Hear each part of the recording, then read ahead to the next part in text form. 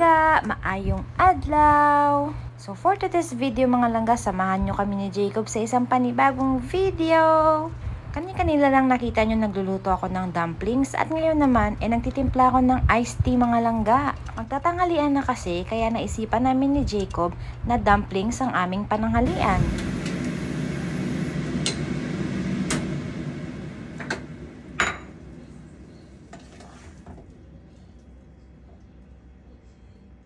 At ito nga, hinahango ko siya, nilalagay ko sa plato at palalamigin ko lang ng konti. At maghahanda din ako ng sauce at ang aming gagamiting mga kubyertos. Ang sarap nitong dumplings mga langga. Kung gusto nyong tikman, sa Costco ko lang ito nabibili. Habang pinapalamig ko nga ang dumplings, papaliguan ko muna si Jacob mga langga. Ayan, mag-aalas 11 na pala. Habang nagvo-voice over nga ako ngayon mga langga, ay ang ingay ng nasa background ko, 'di ba?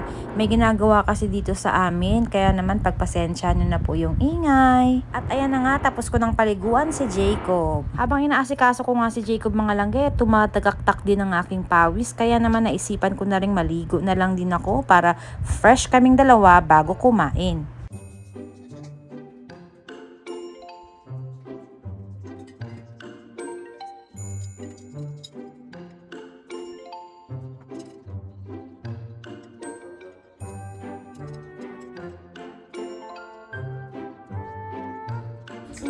吃完喽。吃饭了，Super Yummy iFood。 Pagkatapos nga namin kumain mga langga, sinunod ko ng hugasan ng aming pinagkainan para hindi na nakatambak.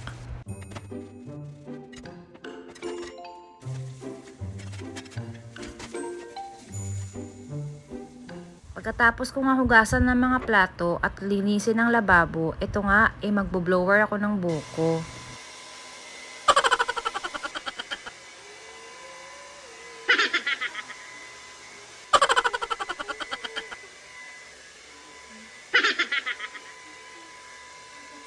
Pagkatapos ko nga, si Jacob naman ang inutusan ko na mag-toothbrush na siya.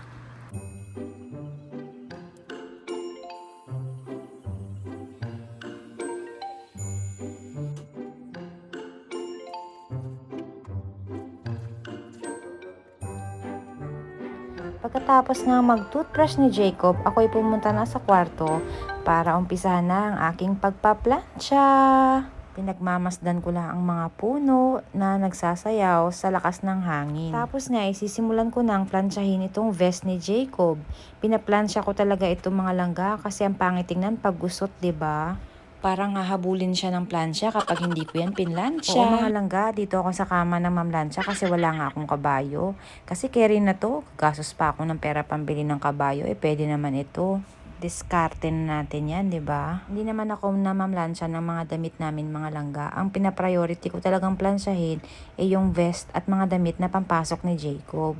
Sabi nga ni Habi sa akin, wag na daw plansyahin kasi hindi naman daw gusot. Sabi ko, hindi, paplansyahin ko yan. Gusto ko neat at malinis tingnan si Jacob pagpasok siya sa school. Mas malinis ang bata at neat tingnan pagka maayos ang kanyang uniforme, di ba? Pagkatapos ko nga maging isang planchadora, ito naman ang pagiging maestra. Ito nga mga langga ang pinakagusto kong part, yung nagtuturuan kaming dalawa ni Jacob. Kasi habang tinuturuan ko siya, natututo din ako sa kanya.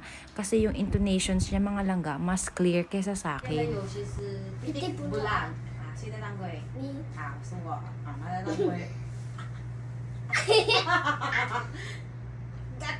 Isa sa mga hindi mawawala sa aming mga routine mga langga ay ang paglalaro.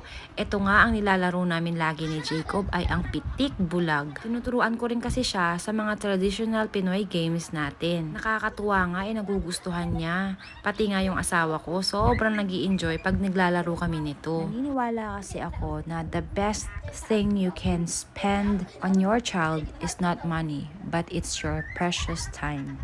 Kasi minsan lang silang maging bata, di ba? So, let's make it memorable. So, spending time with my son, Jacob, is priceless. Grabe yung tawa naming mag-ina dyan. Grabe, as in, happy pill namin ng bawat isa mga langga.